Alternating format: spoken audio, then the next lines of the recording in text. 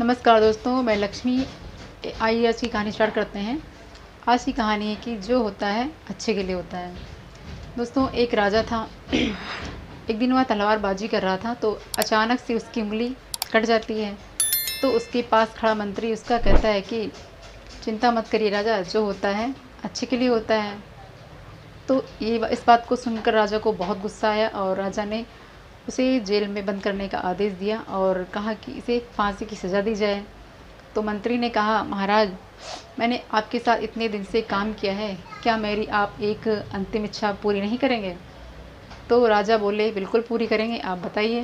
मंत्री ने कहा कि मुझे 10 दिन का समय दीजिए, उसके बाद आप मुझे फांसी पे चढ़ा दीजिएगा।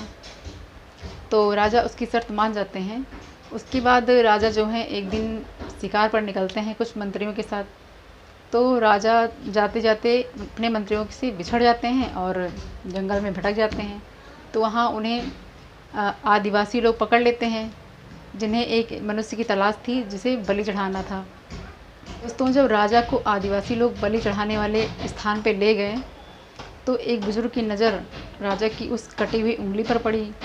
तो उस बुज़ुर्ग आदमी ने कहा कि इस आदमी की बलि नहीं चढ़ाई जा सकती है, क्योंकि यह खंडित है, इसकी उंगली कटी हुई है। तो उस आदिवासी लोगों ने राजा को छोड़ दिया और राजा जैसे तैसे अपने घर वापस आए। तो सबसे पहले वो आकर उस मंत्री से मिले जो जेल में बंद था। तो राजा ने मंत्री से कहा कि उसको सारी बातें बताई। तो उसने राजा ने मंत्री से कहा कि मेरे साथ तो जो हुआ अच्छा हुआ, लेकिन आपके साथ कैसे अच्छा हुआ, आप तो जेल में बंद हैं। तो मंत्री ने कहा, देखिए, अक्सर मैं आपके साथ शिकार पर जाया करता था। अगर आज भी मैं आपके साथ शिकार पे जाता तो आदिवासी लोग मेरी बलि चढ़ा देते हैं, इसीलिए मेरे साथ भी जो हुआ अच्छा ही हुआ।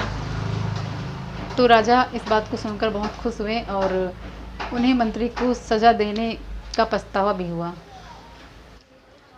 दोस्तों, इस छोटी सी कहानी से हमें यह शिक्षा मिलती है कि हमारे जीवन में भी ऐसे बहुत सारे उतार चढ़ाव आते हैं और कुछ चीज़ें हमारे मन मुताबिक नहीं होती हैं। इसके कारण हमें कभी घबराना नहीं चाहिए, और क्योंकि ईश्वर जो करता है अच्छे के लिए करता है।